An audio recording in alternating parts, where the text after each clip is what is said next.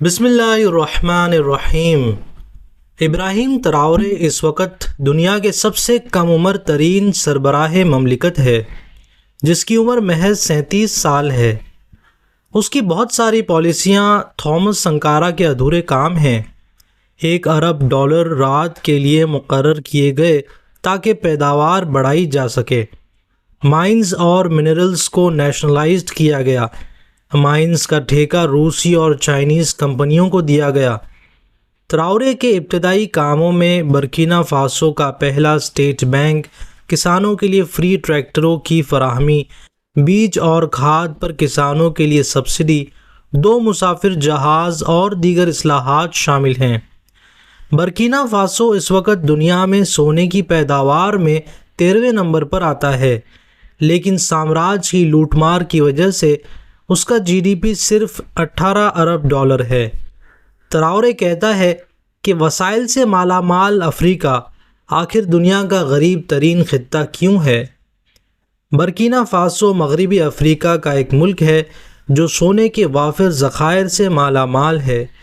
یہ ملک 1890 کی دہائی سے فرانسیسی کالونی رہا اور آزادی کے بعد بھی 1958 سے فرانسیسی اثر و رسوخ کے زیر اثر رہا۔ ابتدا میں اسے ریپبلک آف اپر وولٹا کہا جاتا تھا، مگر 1984 میں سابق صدر تھامس سنکارا نے اس کا نام بدل کر برکینا فاسو یعنی پاک لوگوں کا وطن رکھ دیا۔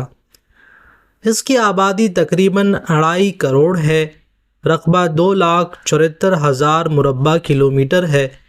اس کی معیشت کا دار و مدار سونا، کپاس، لائیو سٹاک اور زراعت ہے۔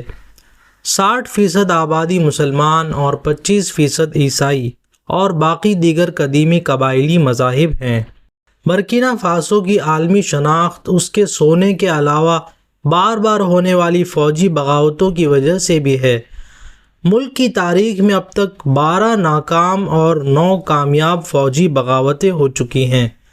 برکینا فاسو سے سالانہ تقریباً 60 ٹن سونا برآمد کیا جاتا ہے۔ سونا نکالنے والی کمپنیوں کے ساتھ 90% نکالنے والی کمپنی کا اور 10% برکینا فاسو کا معاہدہ ہے۔ کل باقاعدہ فوج 11,000 ہے۔ کل 8 ریجمنٹس ہیں، شاید اسی لیے وہاں فوجی بغاوت آسان ہے۔ اب ملیشیا اور قبائلی فوج اور رضاکار فوج بنائی جا رہی ہے۔ برکینا فاسو کے موجودہ سربراہ مملکت کیپٹن ابراہیم تراورے ستمبر 2022 میں ایک کامیاب فوجی بغاوت کے نتیجے میں عبوری صدر بنے۔ تراورے کو ایک پرجوش قوم پرست اور افریقی اتحاد پین افریقینزم کا زبردست حامی سمجھا جاتا ہے۔ تراورے نے ملک سے فرانسیسی افواج کو نکال دیا ہے اور وہ باغیوں کے خلاف جدوجہد میں کامیابی حاصل کرنے کے لیے پرعزم ہیں۔ انہوں نے ایک مقامی سونا صاف کرنے والی ریفائنری قائم کی ہے جس کی روزانہ 400 کلوگرام سونا صاف کرنے کی صلاحیت ہے۔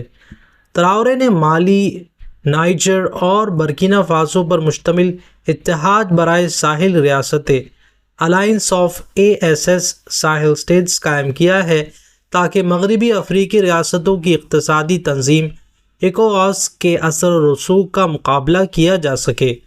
ECOWAS میں 12 ممالک شامل ہیں جن کی مجموعی آبادی 42 کروڑ سے زائد اور رقبہ 50 لاکھ مربع کلومیٹر سے زیادہ ہے۔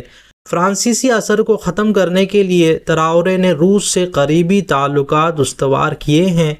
دفاع کے لیے روسی نجی ویگنز گروپ سے مدد لی ہے۔ اپنے فوج کو تربیت کے لیے روس سے معاہدہ کیا ہے۔ اگرچہ تراورے باغیوں سے نپٹنے کے لیے اپنی فوجی استعمال کرنے کے قائل ہیں، لیکن 2024 میں روسی افواج بشمول ویگنز گروپ کو برکینا فاسو میں تعینات کیا گیا۔ بہت سے لوگ تراورے کو 1980 کی دہائی کے معروف قوم پرست رہنما تھامس سنکارا کا وارث سمجھتے ہیں۔ سنکارا نے برکینا فاسو کو 9 آبادیاتی طاقتوں سے آزاد کرانے کی کوشش کی، عالمی مالیاتی اداروں جیسے IMF اور ورلڈ بینک سے علیحدگی اختیار کی اور قومی خود مختاری کو ترجیح دی۔ انہیں 1987 میں ایک فوجی بغاوت کے ذریعے قتل کر دیا گیا جو ان کے ساتھی بلیز کمپاورے نے مبینہ طور پر فرانسیسی مدد سے کی تھی۔ کمپاورے نے 27 سال حکومت کی اور 2014 میں عوامی بغاوت کے نتیجے میں اقتدار سے ہٹایا گیا۔ ابراہیم تراورے آج کے مغربی افریقہ کے سب سے مقبول، متحرک اور باصلاحیت رہنماؤں میں سے ایک ہیں۔ ان کے انقلابی خیالات اور عالمی سیاست پر بے باک نظریات نے انہیں افریقہ سے باہر بھی سوشل میڈیا کا ستارہ بنا دیا ہے۔ تاہم ان کے سامنے سب سے بڑا چیلنج ملک میں جاری خانہ جنگی کا خاتمہ، امن و استحکام کا قیام اور ترقی و خوشحالی کی راہ ہموار کرنا ہے۔ افریقی تناظر میں یہ ایک بہت بڑا اور مشکل ہدف ہے، لیکن اب جب کہ فرانسیسی فوجیں، جن کی تعداد 400 فوجی تھے، ملک سے نکل چکے ہیں، فرانسیسی اثر کم ہونے کی وجہ سے برکینا فاسو بہتری کی طرف گامزن ہو سکتا ہے، لیکن ایک خدشہ بہرحال موجود رہے گا۔ آزادی سے لے کر اب تک فوجی اقتدار غالب ہے۔ فوجی اقتدار سیاسی جماعتوں کی ارتقاء میں رکاوٹ ہوتا ہے۔ سیاسی جماعت سازی کے بغیر عوامی رائے سازی ممکن نہیں ہوتی۔ اگر برکینا فاسو ترقی اور خود مختاری چاہتا ہے، مضبوط معیشت، مضبوط فوجی دفاع کے ساتھ ساتھ عوامی سطح پر شعور اور صلاحیت کی بیداری کے لیے حکومتی امور میں ان کا حصہ بڑھائے، ورنہ کسی ایک شخصیت کو راستے سے ہٹانا اور اس کا متبادل ہیرو تراشنا انتہائی آسان ہے۔ آج افریقہ کے نوجوان تراورے کو نیا سنکارا کہتے ہیں۔ سوشل میڈیا پر اس کی تصویریں، اقوال اور انقلابی موقف وائرل ہو چکے ہیں۔ افریقہ از ویکنگ اپ جیسے نعرے صرف لفظ نہیں، بیداری کی علامت بن چکے ہیں۔ تراورے اب صرف ایک صدر نہیں، وہ افریقہ کے شعور کی آواز، امید کی کرن اور انقلابی تحریک کا لیڈر بن چکا ہے۔ اس ویڈیو میں اتنا ہی۔